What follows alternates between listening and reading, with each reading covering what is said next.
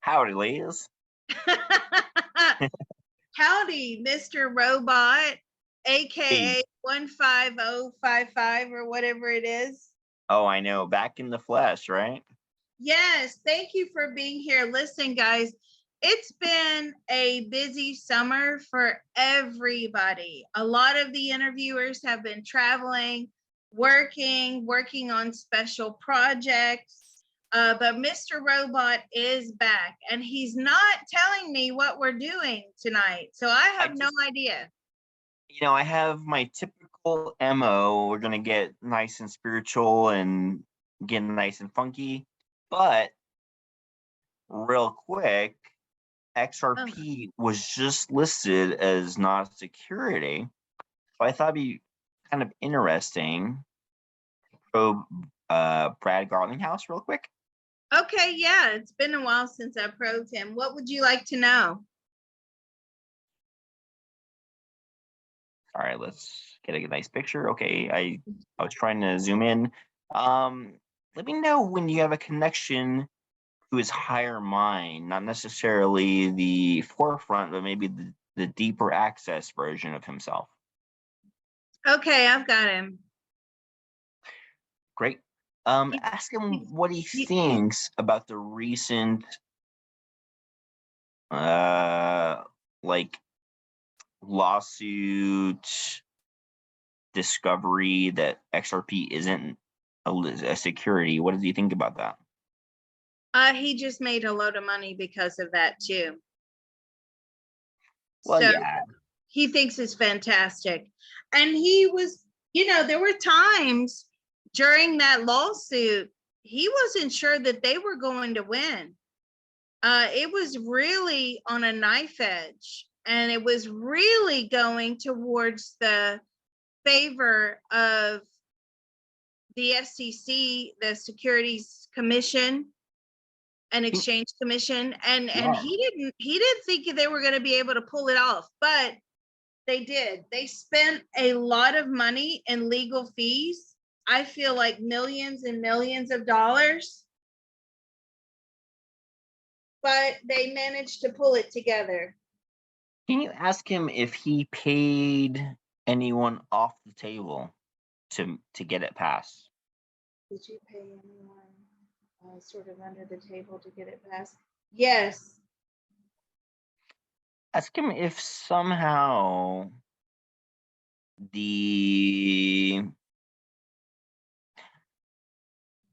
his name is escaping me. He looks like the antagonist on the Homer Simpson show. Oh my God. Somebody wants us to do a probe of how the Simpsons could predict the future in their show. Oh, you know what? I have no idea. I never really watched it. Well, you know what? We'll actually touch on that. Gary Gensler. Okay, that's so I was thinking of. He reminds me of one of the people. Anyways, can you ask very quickly if he paid Gary directly somehow? No. Did you pay someone that worked for Gary Gensler? Yes. Does he know if he somehow coerced Gary via money? No, you can't make Gary Gensler bend or break. He is so straight by the book. He does everything above board. But what they were getting was a lot of inside information. Did you pay the judge? And I feel like some people that are possibly around the judge may have been paid as well. Not the judge directly, no.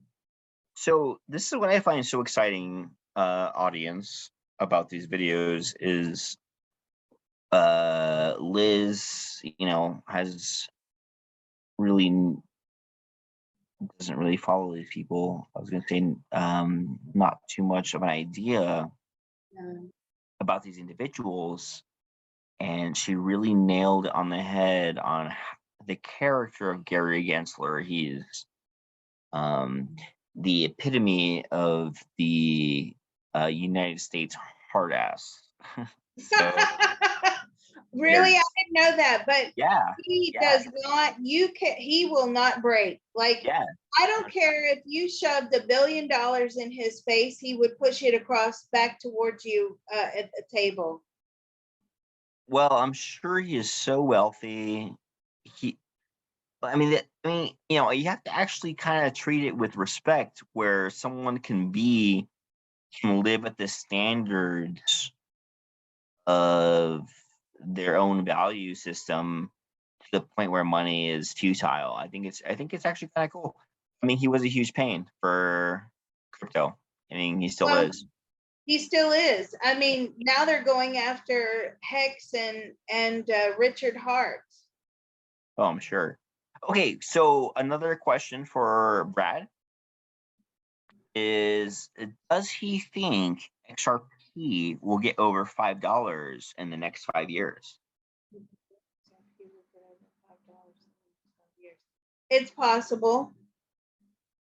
Now, these are his own personal thoughts, feelings, and opinions. This is not a remote viewing prediction. These are just his opinions. In his opinion, yes, it's very possible it could get over $5. Okay, and then something I don't know if your audience is too keen of, we're gonna do. Lastly, is a time movement. If you could move Brad to July of 2024.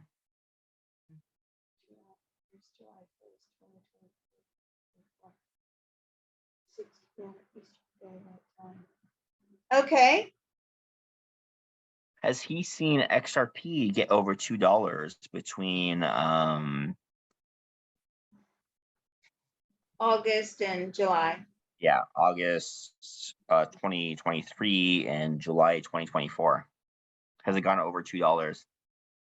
No, Has it gone over $1? it got close to $1. So from his perspective, was there a crypto bull run towards the end of 2023?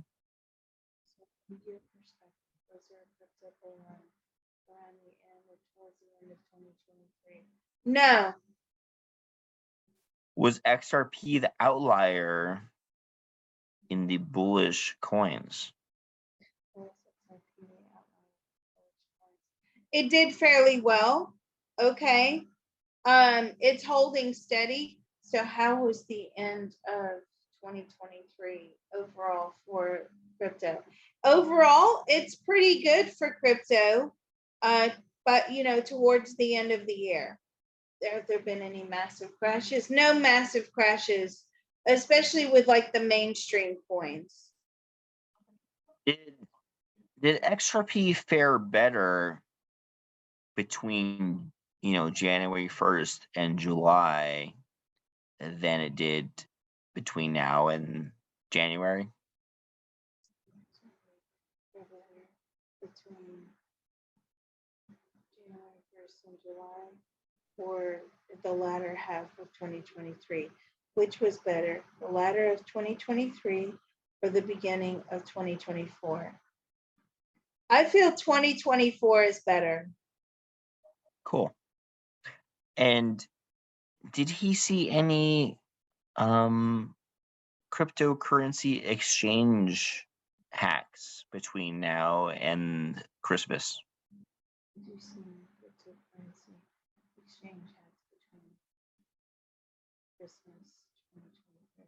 No,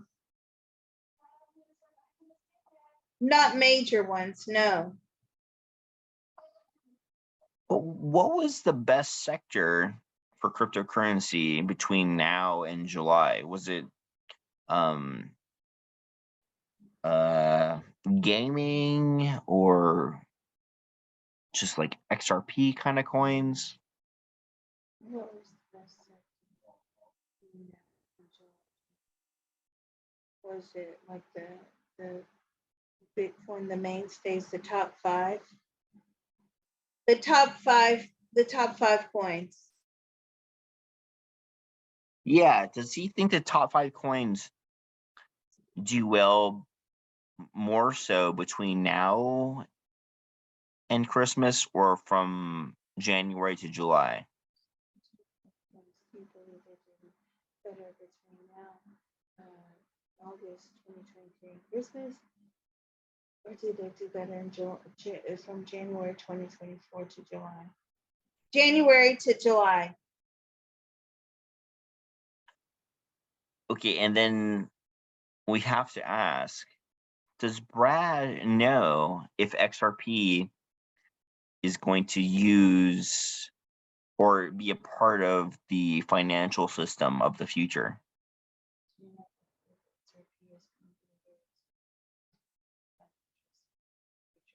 He still hopes so. They're still working on it. Okay, so it sounds like we got some time. We can buy some XRP. I think it might be the most bullish coin in the next 10 years, but well, let's go 10 years out. Okay. Cool. Let's do that. Let's go January 1st, 2033. He wants to go 2034. I'm like, okay, because he's being pedantic about numbers now. January 1st, 2034. Ask him if XRP is over $4.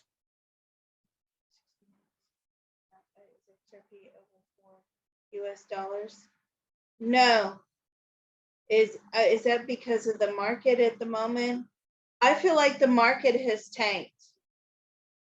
So between 2023 and 10 years into the future, did XRP ever get over $3? Between 2023 and 2034. Did XRP ever get over $3 US? No. Well, that's based upon today's quantum probabilities. Yeah. This is just an overview. It doesn't mean that it will. It doesn't mean that it won't. It's just saying, but where XRP is today, this is the most probable energetic outcome.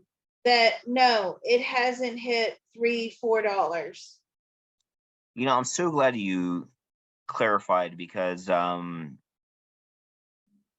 is a very good description of probability for the way things turn out. I mean, it's every single second has a probability of the future, and things change. So please don't change your investments based on these videos, basically, is kind of what I'm trying to reach on. Well, and also nobody should be investing more than they can afford to lose. So even if you throw a couple $100 in and you lose it, that's okay, because it's a couple $100. I mean, it's not great, but you never want to throw loads of money into these coins. There's just the crypto space is too volatile. There's too many scammers. There's too many hackers. There's no rules. It's the wild, wild west of investing. And you've got to tread lightly. The best crypto stories out there, I said this the other day, are the ones that put very little money into a few little coins, and they just waited to see what happened. If you are hell-bent on, I need to be a billionaire, and I needed to be a billionaire yesterday, and you throw every penny that you have into a crypto, there's probably a 99.9% chance you're going to lose all your money. And that's simply because your soul will block you. You're too emotionally involved. There's going to be a lot of lessons in losing a lot of money. And the soul will use that as an opportunity to teach you those lessons. So you should never, ever invest more than you can afford to lose. Yeah, I can live and breathe that statement because I have definitely lost more than I can afford to lose playing this game. And we've essentially tracked this psychically, that this was just, the path of my soul to show me that money isn't everything.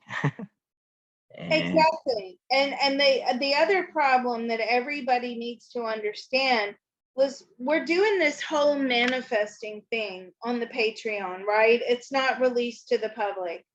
But what people have to understand is the lack means something to your soul.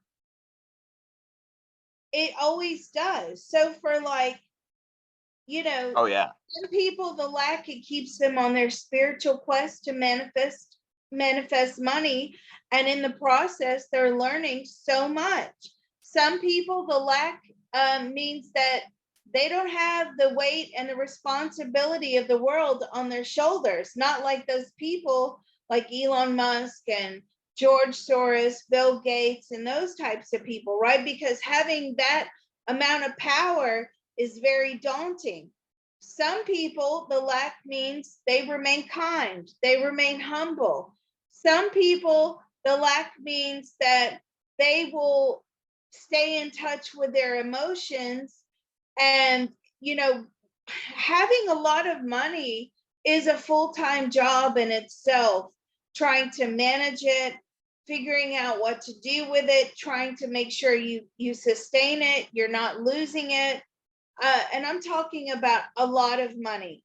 People don't understand that it is a job, and you can pay a lot of people to manage that money, and you better hope that they're honest people. How many times have we seen accountants, financial planners, hedge fund managers, wealth management, trustees, screw you over and line their own pocket? So, I mean, managing a large portion of money is a really big responsibility.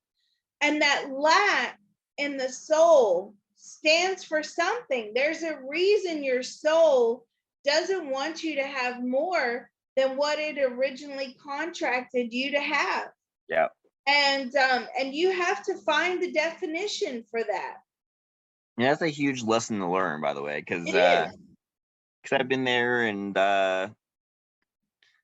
quite sad, and everyone feels very entitled that we deserve more, and I totally understand it. But maybe you didn't this lifetime, maybe next lifetime, right? Possibly. Possibly. I mean, we're working. I actually have a manifestation protocol, which I'm working on. I'm just tweaking it and refining it. But yeah, I think the reason manifestation beyond what you actually need doesn't work is because, well, it's a very complex situation. Anyway, I've written a protocol, and over the next few weeks, we'll be testing the protocol. Cool. Now I can look at my Akashic records and see if it's gonna work. Well, on that note, I have been wanting to, as you know, I've been wanting to do an experiment about the Akashic records. Time to get into the cool stuff for all my typical followers. What do you think about a little Akashic probe? Oh, I love it. Of course. Okay. Let's do it. So, um, just to give some pretext so people don't have to dive in too deep into our old videos. Essentially, I've had some very intense situations pertaining to the Akashic records. Mhm. Um, I have too. I well, so what's interesting though for you though is that it's so clear that it's not. It's so clear for you that it's not intense because it's just clear. But for me, I physically have to like transcend into this higher dimensional space, and physically speaking, I feel the uplift. It's very intense, and then I don't know how much I want to go into my previous entries into the space, but long story short, I'll get a huge vibrational shift in my lower back, which some may call a um Not the Kundalini yeah, stuff. yeah, some people refer to it as kundalini, but long story short, I've had someone I know guide me into the Akashic records, and I was not even on the planet anymore. He literally lifted me up into the space remotely. He lived a couple states over, and I just wanted to see if Liz might be able to do the same thing because we've talked about this, and she said, I have to kind of guide you in. So let's kind of commence an experiment and see if Liz can kind of take me into the Akashic record. Oh, I'm taking you, am I? Yeah, yeah, because I mean, Yeah. you just go right in, and it's no big deal. But for the sake of like experimentation and to explore your capabilities, I want to see if what you pick up on uh, is similar to what I've experienced in the past, and if you have this capability, because this is another capability you could add to your tool belt. There's so many things that you can do for people, and this might be another thing that people might be able to contact you for. Uh-oh. Okay.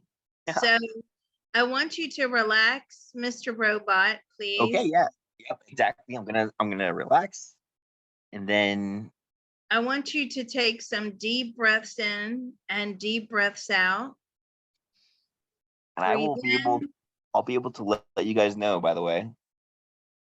Well, I've never done this before.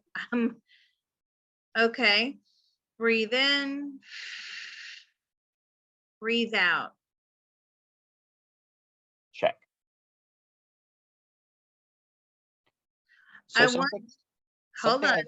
on. Oh, there you Go go. ahead. I was gonna say something I experienced last time is this person wasn't necessarily psychic. I would have described him as more transcendental because he was able to just see me several states away, and he saw my spirit guides next to me, and he could hear what they were talking to me about. So, kind of the That's goal. Yes, that's exactly what I was going to do, is you're going to walk in there with me. Exactly. Ah, we're already on the same page. That's good Perfect. news. Perfect. All right. Are you feeling quite relaxed? Well, actually, since people know what I do Reiki. So I'm actually so the way I do get into the Akashic records is I do actually pull in Reiki energy first because it is the energy from the universe. and I feel like it actually gets me a lot closer. Because I do feel like the Akashic records are one step beyond that. So this is how I kind of get into it. So I'll be right there in 1 second. Okay. But you may be able to you may be able to see that shift. I felt it in my heart chakra. I already felt it. I felt you sending something down. Perfect. Yeah, we can harmonize. Okay. Now, let's go for a walk.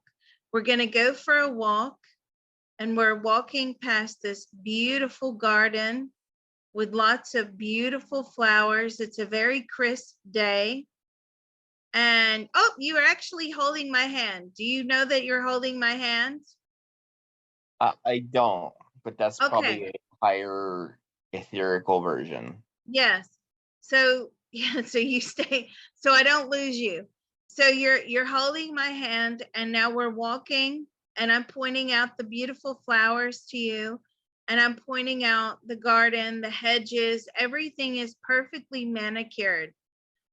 You're going to look straight ahead of us now, and I want you to tell me what color the flowers are that you see. Pink. Just perfect. Just one color, pink. Exactly. Thank you. We're now on the same page. So Cool. now I'm pointing up to you. I'm showing you this building ahead of us, and I'm saying, look, it's the Hall of Records. So now we're walking towards the Hall of Records, and we're going up the stairs. In fact, we're excited now. So we're kind of running up the stairs a little bit. Thank God I'm fit in that in my etheric Oh yeah, body. we're all fit in the spirit realm. And now we're opening the door. I've opened the door on the right, you've opened the door on the left, and we're walking in together. You're still holding my hand. And now we're going up to this beautiful hall, and there's lots of desks in there. And there's spirits working the desk. And a man just said, "Can I help you?" And so now you and I are sort of running over to his desk, and there are other spirits in there. Some are in there doing a life review. Some are in there talking about what they needed to change in that previous lifetime. Some Yeah. are there to check out the future. And I'm asking the man at the desk to show you your book. And here comes this very thick book. Now, can you see the book? Well, when I see the book, I see a book that's closed at the moment. Yes. Okay. Now, what is it in the book that you would like to know before we open it? So for some reason, I'm thinking chapter 21, and the chapters may not necessarily coincide with years of my life. So if we could just go to chapter 21, let's see what's there. Okay. So I'm asking the man, please, can you turn to chapter 21? And I actually see a picture of you at the beginning of the chapter. Tell me, what do you look like? Are you old or are you young? I don't know if I could answer that question. I would have to assume young, but I just don't know. You're young. I'm not. You're young. You're actually a toddler. Okay. So you've already had 21 chapters in your book as a Yeah. toddler. That's how thick these books are. And everything is like encoded. Oh, I bet. It Now, has to be. yeah, it has to be. And the encoding sits in our DNA. So when I'm looking through the book, I'm seeing you with a rattle. You are a toddler, you're sort of playing around, and I feel like things are very chaotic. So that probably says a lot about your personality today. Oh, I'm sure. You're used to dealing with chaos. You're used to dealing with people who are very different. You have a high tolerance for eccentric people and Oh, people yeah, that are different. Do you understand that? definitely. Okay, so let's ask him to fast forward this book and let's ask him to show you. Okay, now he's opened it at a particular page and you are approximately 60 years old. Wow. Okay, now what do you see there? A quilted blanket in a fireplace. And a rocking chair. No, I'm Yep. teasing. Basic. You're Basic. sitting there in front of your fireplace smoking your pipe with your slippers and a quilted blanket. No. So at 60, if I can divulge this information, please let me know Oh, if it's not okay, because if it's not, I can just edit it out. well, it's I fine. still feel like you're having those stomach issues. It's been a very long, hard road with all of these food allergies, all of these stomach issues. You are very slim, and I see that you've managed to get your diet and everything under control, and you live very minimally. You don't need a lot in life. You have a family. I feel like you have children or even possibly the prospect of grandchildren in there somewhere. Yeah. And you are content, but you've never stopped going on this spiritual journey. Oh, yeah. You're actually very much into treating people, healing people. This is what you live for. You are actually into hypnotherapy. That has been coming up for not just you, but for a lot of people lately. Hypnotherapy. Maybe Wow. we're going into a shift of more hypnotherapy because this just seems to be coming out all the time lately. So I feel like you're doing hypnotherapy. You're very good at it. You're very good at guiding people. You use a pendulum to help them go into a slight hypnosis, and also to tell you when they've gone into this hypnosis. So it's a guide, and you're basically almost to the point that you're doing like a BQH practitioner thing, but I feel like you're combining Reiki with it.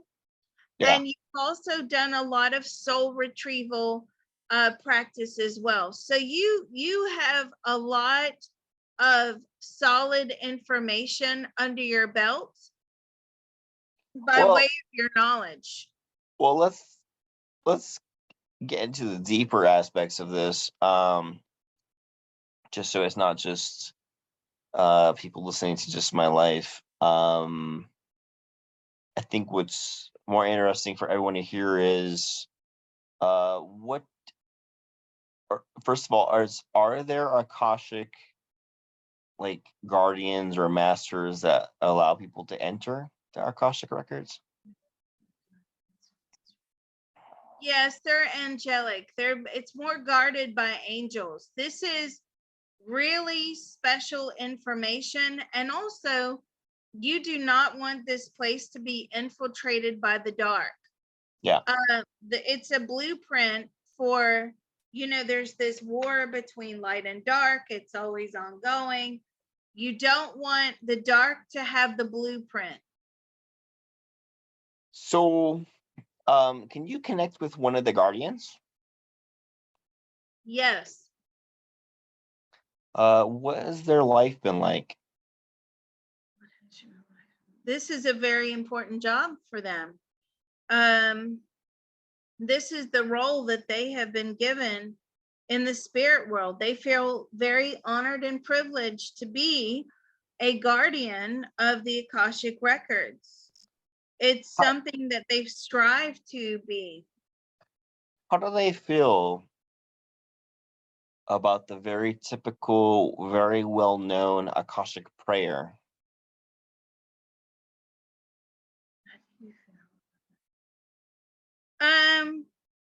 They're giving me a thumbs down, and I don't know why. Do they think that the Akashic prayer is necessary for a person to enter the records?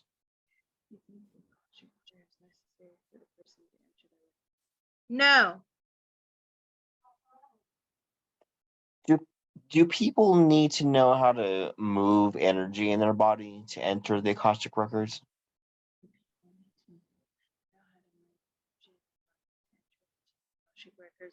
No, they just have to be given permission for their consciousness to go there. If people ask to enter the Akashic records, what's the likelihood that they're granted access?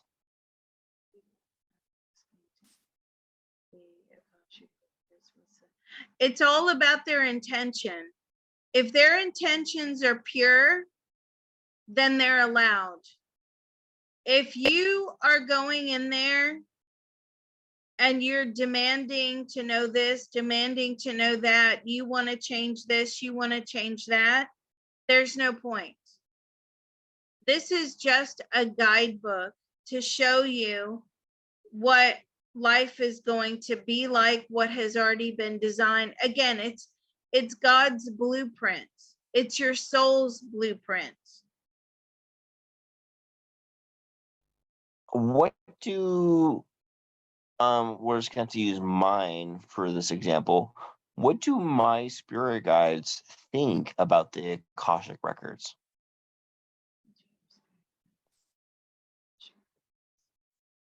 Well, for you personally, they rather that you didn't know the information about your life. They work very hard to keep you on the straight and narrow of the blueprint, the path.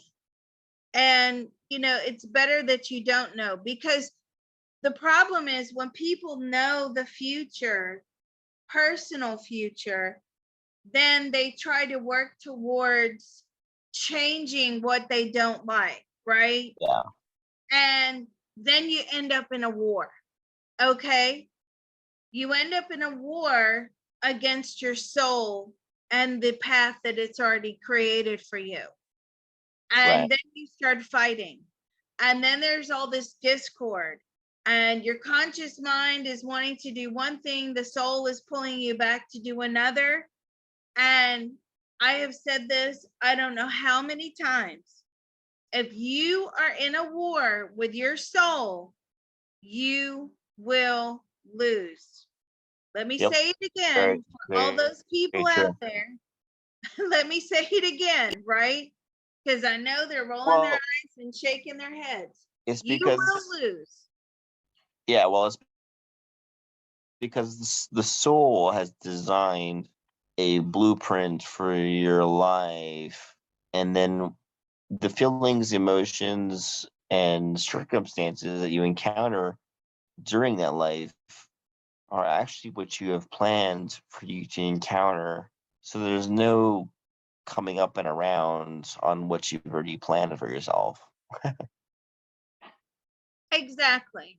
Exactly. And it's really difficult. I've been in that war many times and I lost terribly. I can't tell you how bad spirit will tear you down. Your Oh soul yeah. will tear you down. You will lose that war. Oh yeah. No, definitely. I mean, we will push ourselves to the limits of pain itself for the sake of basically knowledge, and it's a soul knowledge. It's a soul level knowledge. Um, the pain that people experience, it's it's just being archived. These are learning lessons, and that's the whole point of existence. Anyways,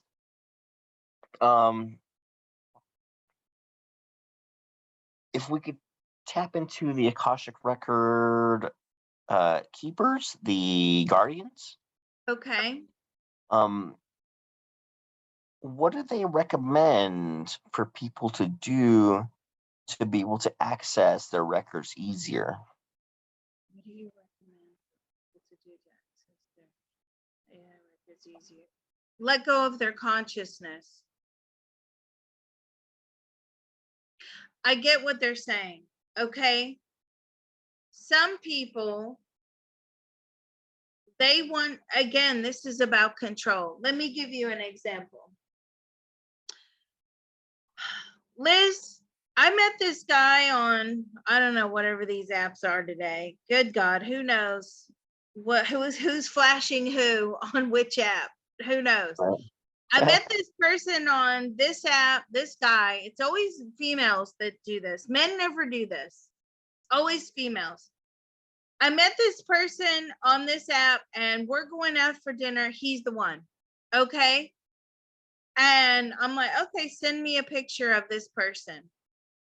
Then I'm writing a synopsis about who and what this person is, and they're possibly no good for you. They may not ask you out again after the first day, blah blah blah. Well, that's not what they want to hear, right? And, yeah. and going into the Akashic records, that book contains things that you may not want to hear. Therefore, you're not letting go of your consciousness because you're going blazing in there through that door. You're kicking that door open. Show me my book. They give you the book and they show you, this relationship was a failure. That relationship was bad. Your kids are angry with you or whatever it is they're showing you. Something that's distasteful, something that's not going well, is stressful, and you're that's not what you want to hear. So you're now in this fight with your consciousness versus the actual information. And you have to be able to let go of that consciousness. It's the logical mind. And for those of you out there that have never taken remote viewing courses, the one thing, remote viewing will teach you a lot, but it'll also teach you to decipher between the perceptions you're receiving versus the logical mind, because the logical mind always wants to make sense of the information it's receiving. Therefore, the logical mind will kick in.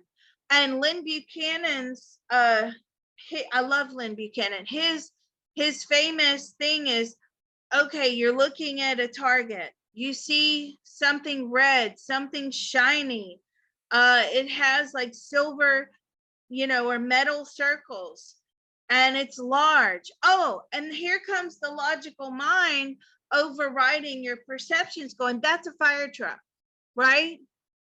Now, that's probably not a fire truck, but because the logical mind wants to come in and dictate and make sense of what you're perceiving at that moment, now you're in a fight with the logical mind. That's a fire truck. Well, wait a minute. So now your perceptions start to cater towards the logical mind thinking as opposed to the actual target or the actual information.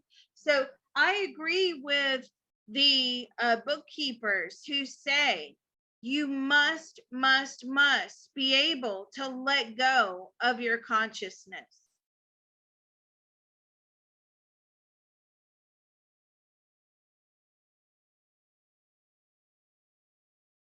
He's asleep. Mr. Robot, are you still there? He's gone. We've lost Mr. Robot. He's asleep. He's asleep. He's lost in the Hall of Records. Where on earth did he go? So he was lost deep in the hall, and his conscious mind had transported. I just had to shout him, Mr. Robot, and I Oh, brought him back. was it What not would you- recording a while ago? I had to pause it. I was shouting your name and you weren't responding. Oh, you did that multiple times? Yes, that happens sometimes when I transported your consciousness. See, when we transported into or we visited the Hall of Records where your consciousness is now let go because I've basically shouted your name and you've snapped out of it a little bit. Maybe we can go back in. You have actually you started going into a deep, lowered brainwave state. That happens when we do the CTT sometimes. Yeah. Yep. Sorry about that. Wakey, wakey. Okay, so what else would you like to know from the Akashic Records? I'll keep you out of there and I'll just ask the question, or I'll just ask them the questions. Ask them if your chakras have anything to do with entering it, if they care about that stuff. Entering it? Yes, they have to be in alignment as much as possible. Do they care about the heart chakra more than the other ones? Yes, because your intention is set in the heart chakra. Yeah, so when I did this with my friend, he heard the guardians basically telling me that I need to open up my heart chakra more to enter in deeper into the Akashic. And I've always found that fascinating, and I still practice that information. Oh, so that's how you enter in. Yes, I can't necessarily say that. I mean, so the way I enter in is actually a whole lot of steps I do, but that was a prerequisite that they mentioned uh, through my friend to me. Ah, so, as long as your brain waves are lowered, your heart chakra is open, you're able to go in with pure intentions. You're not blazing in there saying you're going to change this, you're going to change that, right? You're demanding, you're bossing everyone around. Then I think that you should be allowed entry. But you also have to be able to receive the information. That's very, very important. Yeah, so that's actually my issue is I can feel that I'm in the Akashic records because I know how to attune myself to the vibration of it, but I don't really have the fun psychic relay where I know what's happening. But I could only feel that I'm there, but I don't get a instant transmission of data. Yeah. I think Well, that it's hard.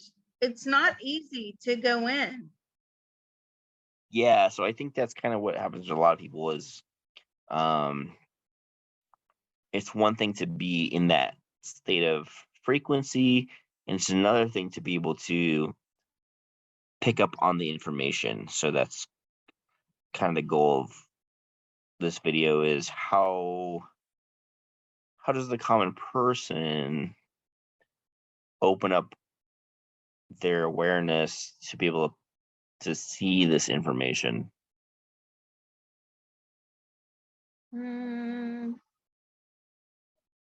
I mean, it really, it's not a one size fits all. Right. So it really has to be what aligns with the person. And some people just can't get in there. And that's okay. You just have to maybe do group work, or maybe you need someone like me or someone like you.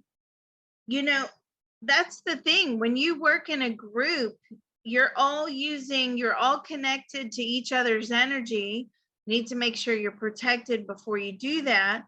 But it makes it more powerful. So it could be that you just need the power of a group setting and a group meditation to be able to access the records.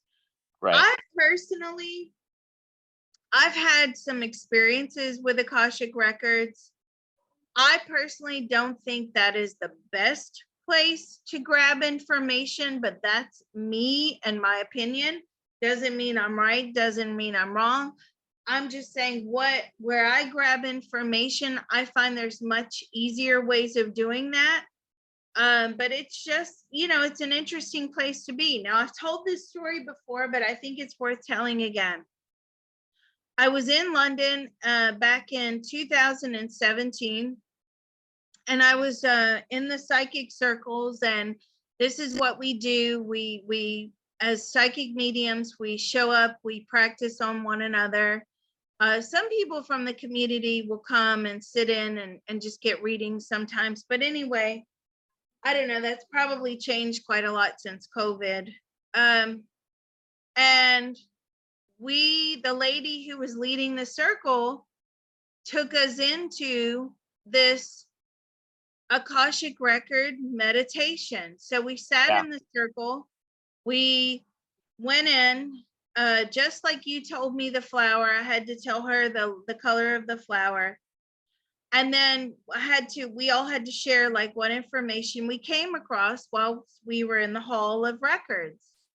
And I actually saw a cemetery. Wow. And the cemetery was old, it was overgrown, it just didn't look very well kept, it was very unkempt.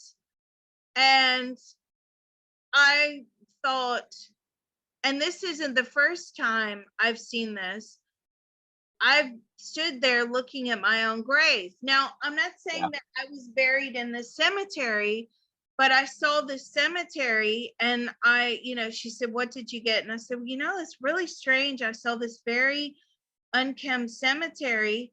And she says, "I wonder if you were looking at your own grave," but that was the end of it. I didn't get any more information whether it was my grave there or not. A week later, my husband, we used to go up to the market in the evening because it's so hot there, and you couldn't eat dinner at like 5 o'clock at night. I mean, come on, you're melting in the street, right? Nobody's out. You kind of stay in, and then when it gets dark and it cools down a little bit, you then go up to the main market in Jerusalem, and there's lots of little restaurants and everything. And so we went up there, we would go eat. And on this one particular night, my husband said, "Let's go a different way home. Let's go a different way back to the hotel." I was like, okay. So we cut down these back streets, and it's really dark. And I'm like kind of getting scared. My kids are getting scared, and then we hear all these cats fighting. All right, it's pitch black. We hear these cats fighting because in Israel, cats are like vermin. Oh, I bet. And there's lots of like feral cats and wild stray cats running around, and I mean they're everywhere. And we heard all these cats fighting, and I grabbed my husband. I was like, I am really scared. And my oldest son was scared. And I was like, I am really scared. I don't like these noises. I don't like this at all. And he, we're sort of near a lamp or whatever street light. And he said, "But look, there's the cemetery. We're right near the hotel." And I looked to the right, and it was the same cemetery that I saw in the Hall of Records. The same that when they showed me my book, it was the same. Everything was exact. This unkempt cemetery, grass growing everywhere. I mean, I didn't have cats fighting or noises, but so, I mean, I find that Yeah. when you're looking in the Hall of Records, and maybe some people are better at it than I am. Yeah, I find that when I go in, I just get like images, a brief story, you can kind of see where you are. But I think that people really want a lot more detailed information about their lives, why the soul had created the path that they're on, why the lack, why the problems, why the struggle. And I just find that the Akashic records or Akashic records, however you want to pronounce it, right? Don't write me hate mail. I just find that it just gives you sort of a broad overview. It doesn't really get down in the soul. Well, let's find out. Why do those guardians feel the Akashic records are important to people?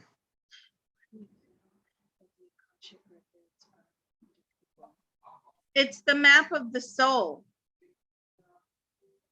But why are they guarding it? Because if the dark has a copy of the map, they'll win the war. They'll know, they'll be able to preempt all of our moves, all of our life paths, all of our timelines. They will be able to preempt things and, destroy things and create more darkness in our lives than what is already there. Okay, so now we gotta jump straight to source. If you could channel source, can you ask source if the dark knows the outcome of our events?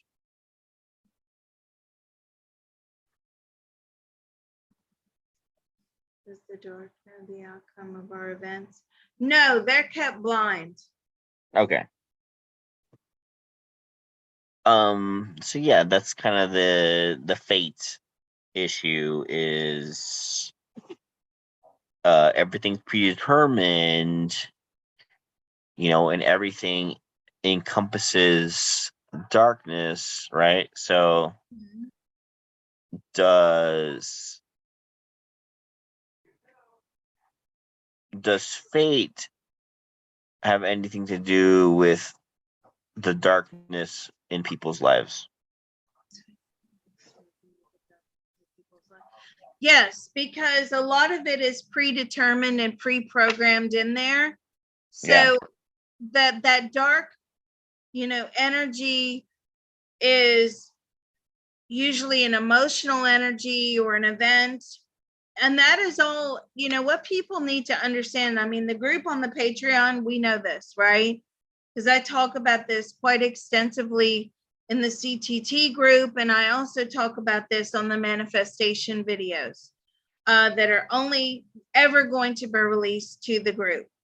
But everything is a mathematical equation, everything. And everything, the map of our lives is all it's all steeped in like complex mathematical equation. That's how it's programmed in. Energy in its simplest form is a very simple mathematical equation. Yep. According to the human brain. The reality is our brain capacity is so reduced that the human brain cannot possibly figure out the way to solve these mathematical equations on the scale of how source and how complex they are anyway.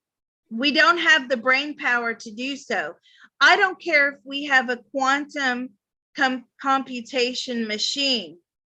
Source is telling me now, even with a quantum computation calculator, it would never be able to solve these mathematical equations because it's very limited to how humans are able to program it. So, what's so interesting is you just hit a kind of a fun topic. So what's interesting about quantum computers is that they're exponential learning, and there's a certain point when you have to wonder what's the difference between a well-learned quantum machine and the universe, because a quantum computer knows all the variables. It basically has all information in it. And I think what's interesting is, are there realities created in the mind of a quantum machine? Are there realities created in a quantum machine? As in Like, created in a quantum machine by source, or a quantum well, machine in the spirit world, or a quantum machine here in the human world? well, so a quantum machine basically here in the human world, I'm just saying, has a potential to think up all the variables that define space itself and the universe. And I just wonder if, in its own mind, if it has created its own universes within itself where there's living consciousnesses. I don't even think I have the brain power to wrap my head around that question. Okay, I'm so sorry to the Yeah. audience. Oh, Please, well, would you ask me that question again? yeah. Okay. Okay. So, so let's work with a quantum machine and put it into the future, to 2300. Okay, so January 1st, 2300, 6 p.m. Eastern Standard Time. What would you like to know? If in its theoretical worlds, if there's conscious entities within it. Other conscious entities within the quantum computing machine? No. Okay, and what does it think the difference is between what it perceives reality is and the reality outside of itself? The differences in the reality you perceive inside as opposed to the reality that you perceive on the outside. Well, it thinks that it's a lot more powerful than what it actually is. It's trying to solve the problems of the universe, Yeah. as in mathematical equations, physics equations, quantum entanglement, but it's damn near impossible. Does This, it feel like it has an identity? do you feel like you have an identity? Yes. So it kind of has its own personal drive to figure this out. Personal drive to figure this out. I feel like that drive was already pre-programmed. And what is the 2300 version of this AI machine?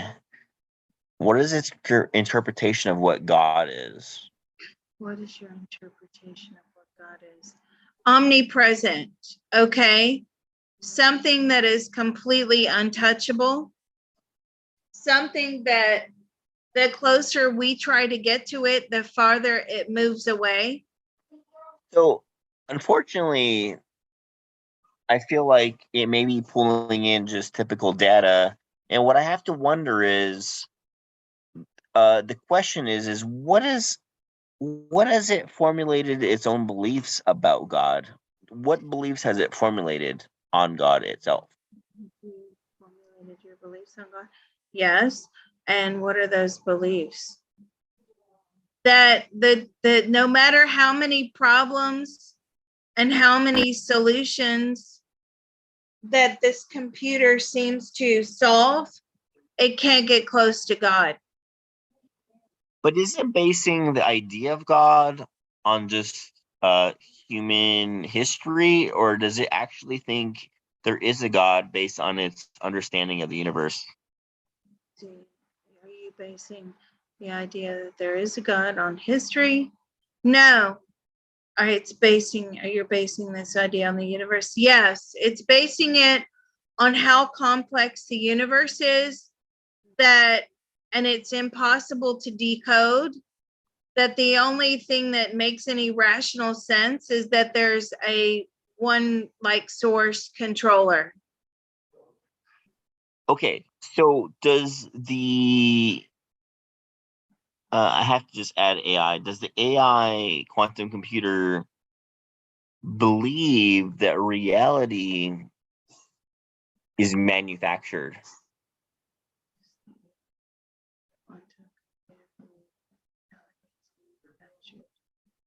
No. What does it think reality is, considering it's within itself and it doesn't have eyes or ears or anything?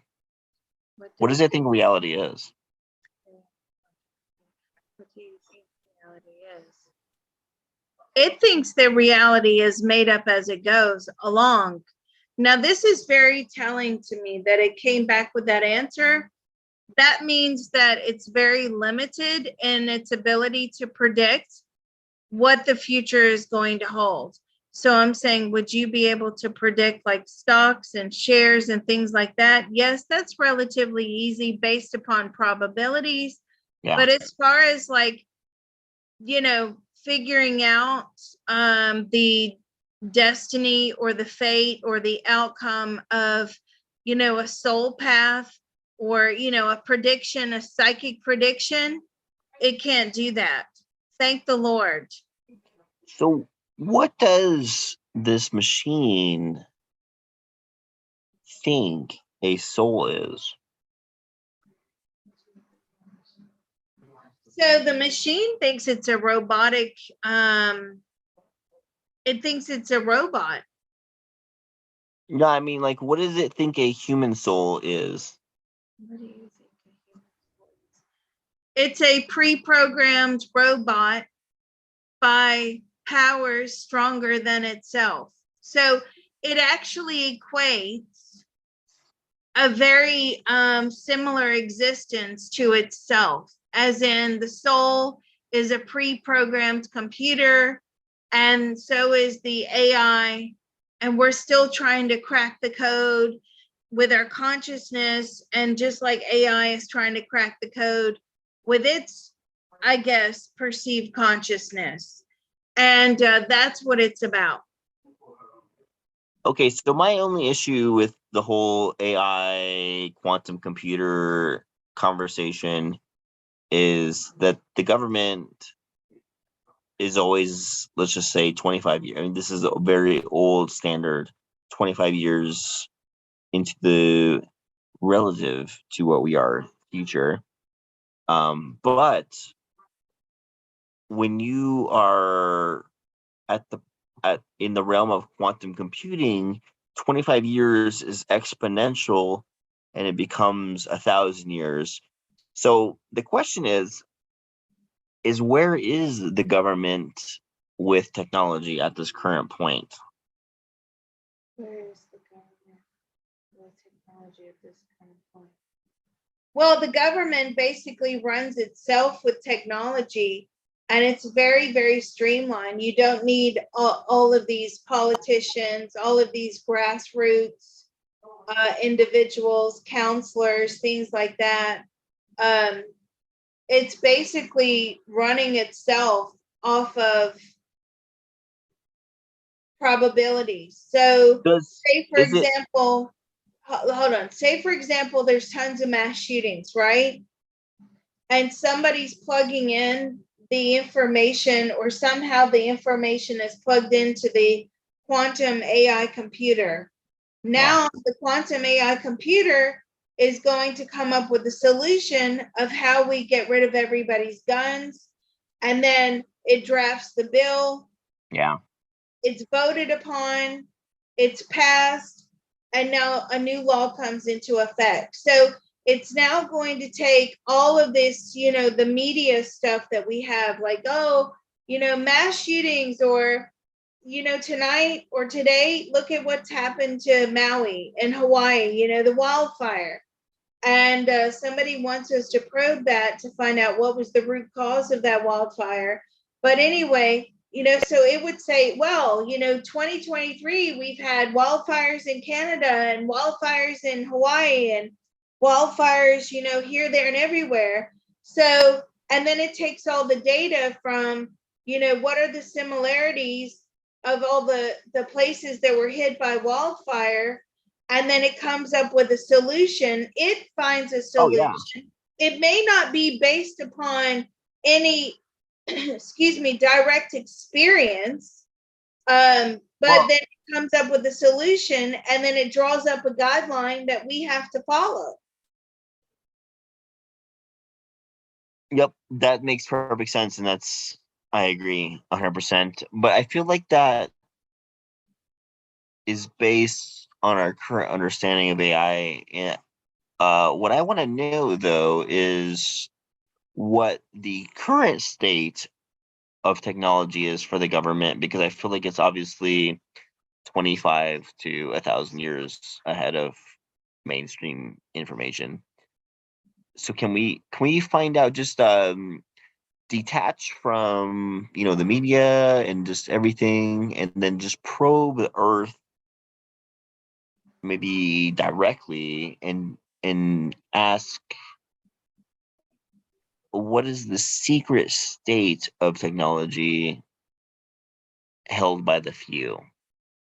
What is the secret state of technology held by the few? Well, there's some scientists that hold very powerful technology. It's more in line with weapons. They're more interested in developing weaponry with the technology than anything else. And also, I think behind the weaponry are, uh, uh, mechanisms to spy and keep tabs on people. That is basically what they're using it for at the moment. But as far as like the government itself, it's like a dinosaur, it's way, way behind on technology. I mean, look at the people that are running the show. They probably, don't understand most of the stuff. And therefore, they're not going to allow what they don't understand to come into play. And I think that's a good thing for now, seeing that I would prefer that a human makes decisions for me rather than a robot. Sorry, Mr. Robot. Well, on that note, I think what would be interesting is to actually zoom out, because there's a concept called a breakaway society, where the few, to summarize, the few basically realizes scientific breakthroughs to the point where things become exponentially sped up, and they don't really want to tell anyone about it, because it can also be kind of construed as like weaponry. So anyways, the concept of a breakaway society is very interesting. I think people should Google that. But if we could zoom out onto the universe, or not necessarily the universe, let's just our solar system. Can we zoom out and see if there's more advanced humans in our solar system than on Earth? Advanced humans in our solar system than there are on Earth. No, certainly not in human form. No. And are there basically alien entities within our solar system? Yes. Do they have anything to do with Saturn? Do they like Saturn? Yes, they like Saturn. Yes, it's just a pretty place. What do they think about the second moon of Jupiter. What did those beings that you're channeling at the moment think about the underwater ocean on the moon of Jupiter? On the second moon of Jupiter or on the moon of Jupiter? Second moon of Jupiter, yeah, the underwater ocean. Supposedly there might be life. What do they? Okay, I don't know what this means. There's a lot of underground technology hidden there. Yeah, believable. And speaking of underground technology, let's just channel Eridif, if that's okay. Okay. Does Eridif think there's hidden technology on the Earth? There's hidden technology on the Earth. By humans? By anything.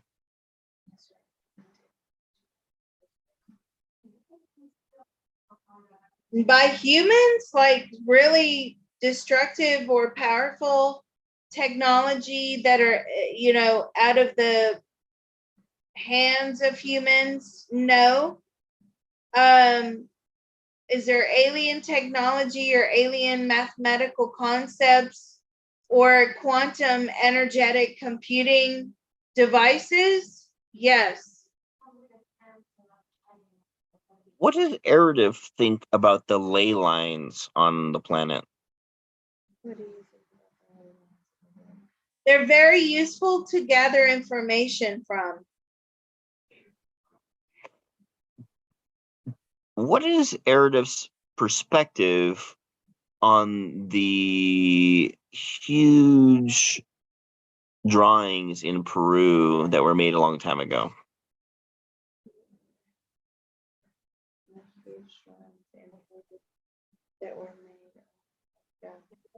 That was alien technology. Yeah, so I've never heard of these things. these are called the Nazca Lines, and you can't see these from the ground. You literally cannot see these from the ground. But these are very old. They're called the Nazca Lines. And this is probably one of our best arguments that there was essentially unidentified flying craft, because you can't really draw this from the ground because these things were insanely massive. I was just about to say, how big were they? Yeah, when you look at this on the ground, it just looks like just or like this is the size of a human, like it's a little dot, Very this is very large. Um, what is Eridus' perspective on the Nazca lines?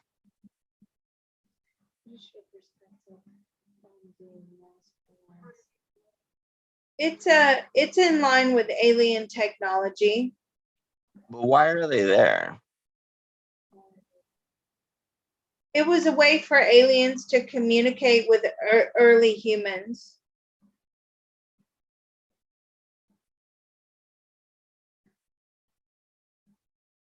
Yeah, look at this. This is a whole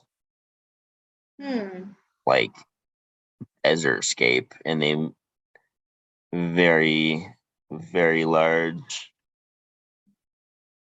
thing. This is a bird, Wow. and just ginormous, and it's the scale though in relation to like crop circles. It's much different in scale. Well, they did it with lasers. Oh wow, that's cool.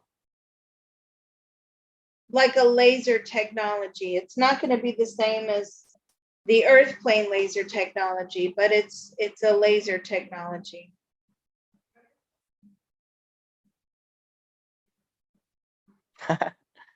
There's the foot. Wow. Yeah, and you know what's weird is this stuff has been there for hundreds of years. It's like, why doesn't it go away? It's just constantly there. But okay, you know what? On that note, I feel like it would be a shame, not to mention the God, that thing. Okay, the Stonehenge. What does Meredith think about Stonehenge? I've been to Stonehenge. I love Stonehenge. What do you think about Stonehenge? Stonehenge is man-made.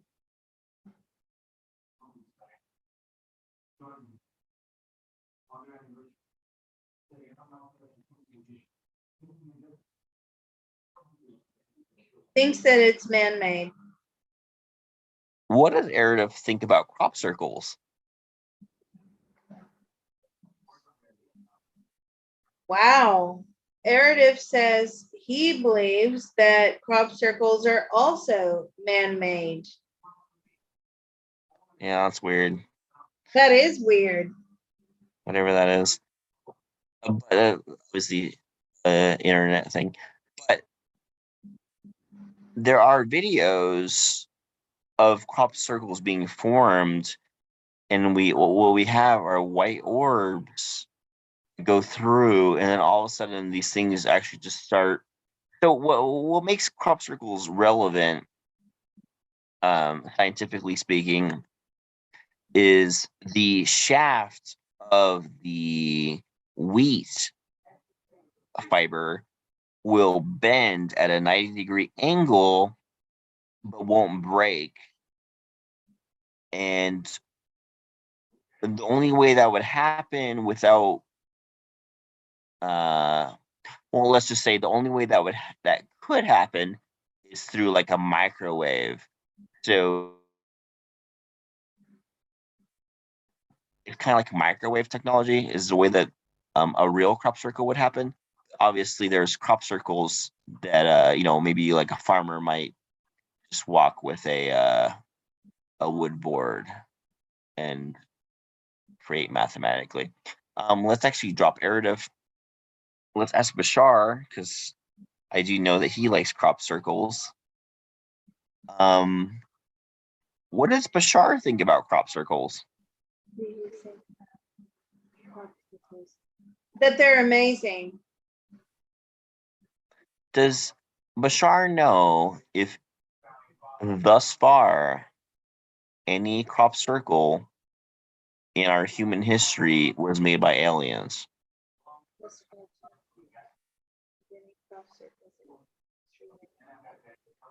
No. So he thinks they were all made by humans? No. Okay, guess I misunderstood. I don't know what that noise is in the background, but I don't know if it's you or me, if it's interference on the line. I believe that spirit has the capability of making these crop circles as well. Okay, what's Bashar think about this crop circle in particular?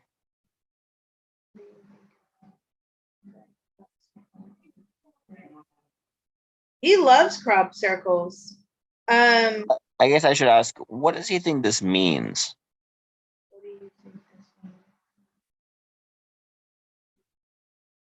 This is some sort of pagan or some sort of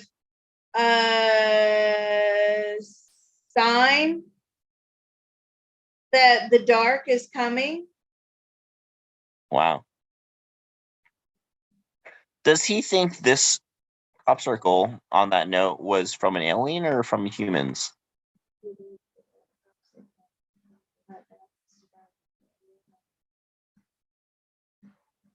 Human and possibly spirit. And also possibly government technology.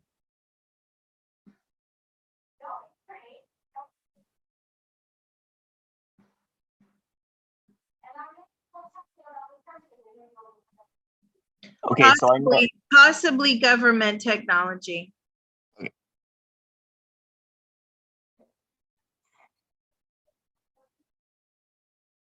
Okay, Ooh, freaky. Liz, you there? Yeah, that's weird. So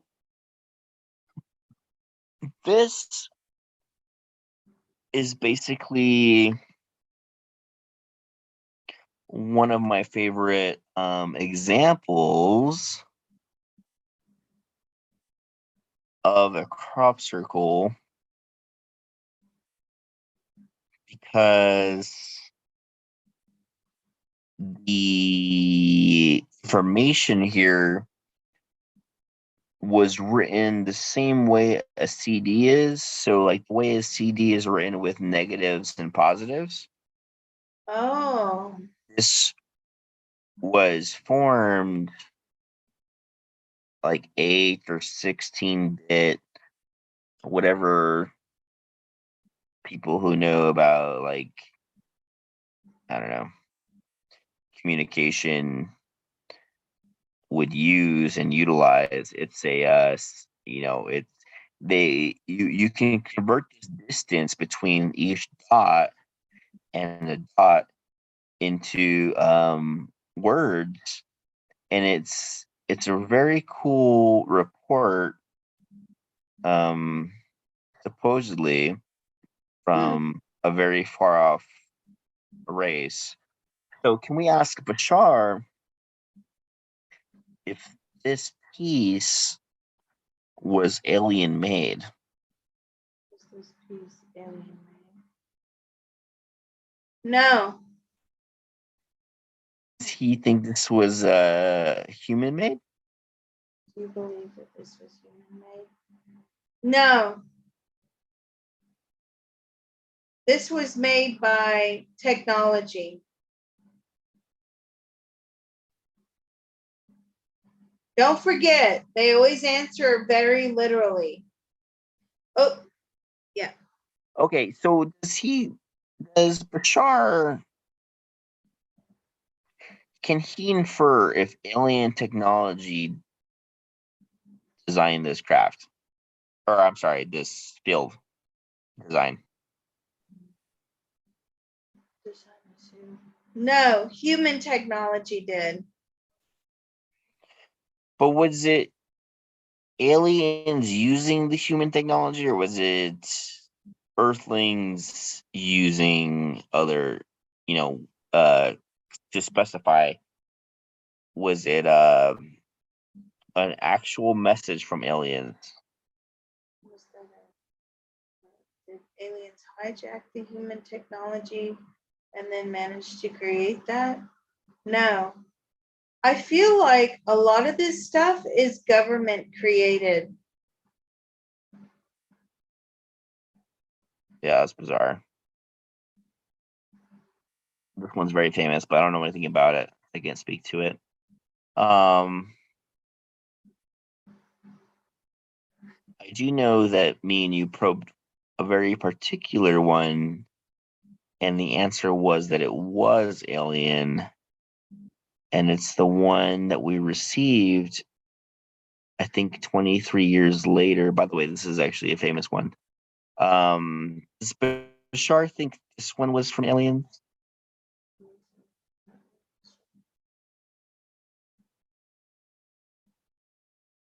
So again, it's a very literal answer, which is it was created by technology. Was it alien technology? No. Did aliens somehow program or hijack something, some sort of equipment that was programmed to create this? Now that's a possibility.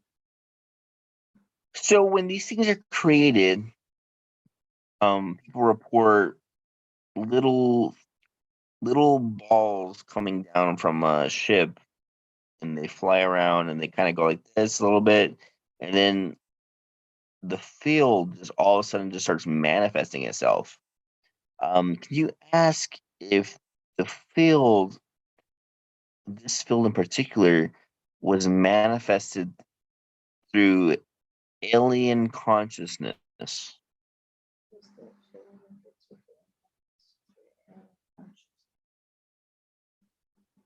No, it was manifested through technology.